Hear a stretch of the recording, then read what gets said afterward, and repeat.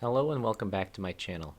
It's been a few months since I last posted. I was actually out of the country for the past several weeks, but I'm back now and ready to dive back into Naval Action. Since I was gone, this video is coming to you a few weeks late, but I wanted to make sure the information was put out there regardless. We had some major updates to the game while I was gone. Over the holiday season, we saw new perks introduced, the creation of universal upgrades, changes to patrol zone fleets, and much more. I'm going to cover each of these updates in detail in this video. I've also linked the patch notes in the video description below so you can reference them at will. At the end of the video, I'm also going to cover my thoughts on these updates and what I think 2022 will look like for Naval Action. So without further ado, let's get started. Right, so I'd first like to talk about some new perks that were introduced. The new perks are Bravery and Search. You can see these by clicking the perks button at the top right of your screen while you're in a port. The Bravery perk will improve your crew's performance when your team is outnumbered in battle. That means if the enemy team has at least 2 times the battle rating, or BR, your crew are going to perform better. There are 2 levels to this perk. Bravery 1 will decrease your reload speed by 5%. Bravery 2 expands on that and will decrease your reload time by an additional 5%, increase your repair amount by 5%, and decrease your repair time by 5%. Bravery 1 costs 1 perk point, and Bravery 2 costs 2 points. I think this is a nice perk to have, especially if you're someone who does a lot of solo hunting, or if you have no teammates to play with in the patrol zone.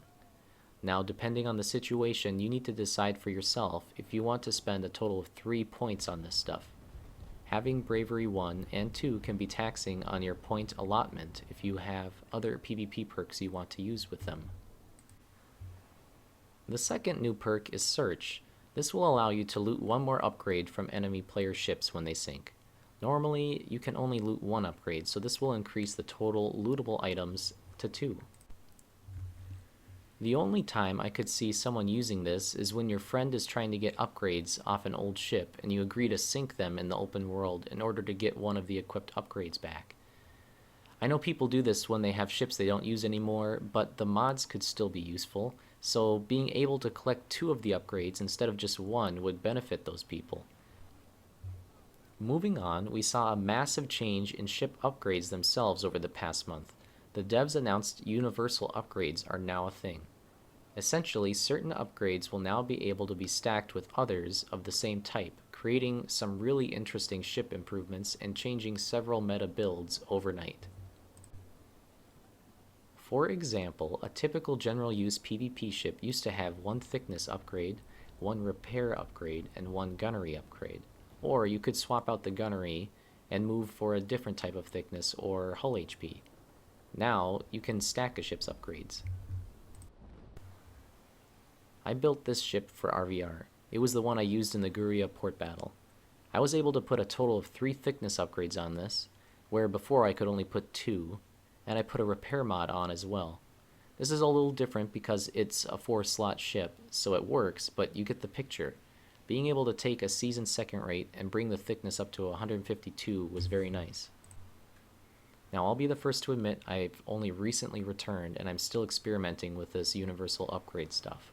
So far, I really like what I see. You can see for yourself how this ship performed in the Guria port battle by clicking the link below. I don't know how to explain it other than to say I could feel the difference when someone shot me. I could tell they were not penetrating as much as they had in the past if I had been in the old style of seasoned ship.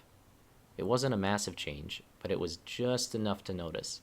We're talking about small percentages here, but in the RVR and PvP game, every percentage point counts. There was also 1 brand new upgrade introduced in the December patch, the John Hancock clock. Say that 5 times fast. This is an extremely rare upgrade that will only drop from special events or be gifted to players. The market price for one of these is easily 20 to 25 million reals on the PvP server. This upgrade increases a ship's open world speed by 6%. As I said, every percentage point counts. Speaking of percentages, Game Labs made several changes to ship stats over the past several months. Honestly, staying on top of all the different patches and hotfixes is hard. In layman's terms, the developers slightly increased open world speed for all ships, and they also adjusted stats for some of those upgrades we talked about earlier. For example, thickness mods were changed. The bonuses on Cartagena caulking went from 9% to 7 centimeters absolute. Navy planking went from 10 centimeters to 5 centimeters, and Navy structure went from 7% to 5 centimeters absolute.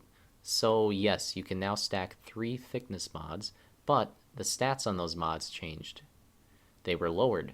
The devs did this to counteract the fact that you could stack 3 of the same mod. I suppose they were trying to look for some sort of balance in this, which is good to see. But on a selfish side, if they were just going to balance it out anyway, why make the change in the first place? I mean, I know I have well over 100 ships. Now, I need to go and adjust the upgrades on almost all of them. But that's not a helpful attitude, and not what you're here to listen to, so moving on. There were a couple other small things the devs did with this December patch, such as making the Dead Man's Chest indicator disappear once the last chest has been looted, so no one sails out there for no reason, and increasing the quantity of NPC ships in patrol zones while simultaneously allowing NPC ships to bring fleeted ships into patrol zone fights. But in the interest of time, the last update I want to cover is the wind changes in battle. Game Labs announced that long-term wind changes in battles will now happen after 18 minutes instead of after 15 minutes, and will happen slightly faster than they used to, generally around 5 minutes. So you'll need to wait slightly longer between wind changes, but once they happen, they'll happen faster. In the grand scheme of things, this isn't that big of an update, but for those of you who like to time your battles down to the millisecond and have those wind changes set on a timer on your phone next to your screen, just be aware it's after 18 minutes now, not 15. So, what does this mean for 2022? Game Labs have been making a lot of changes over the course of the last few months. They've said multiple times in the official Discord that the free-to-play version of the game is imminent. I think that's all well and good, and I really hope the free-to-play version of the game brings a new audience with it. This game desperately needs an influx of new players. I truly hope that having a free-to-play version will bring new people to Naval Action. Depending on what the final product looks like and what their marketing is like, it could breathe new life into the game. My only question is, will that be enough to save it? I mean, look, the game has been bleeding players for some time now. Every new update that isn't received well means that more people choose to not log on, or even hit that uninstall button. There have been so many ill-received patches at this point that even if there is a good update, like the one from October, people don't pay much attention to it. In short, I'm hopeful but not overly optimistic on what 2022 will look like for this game.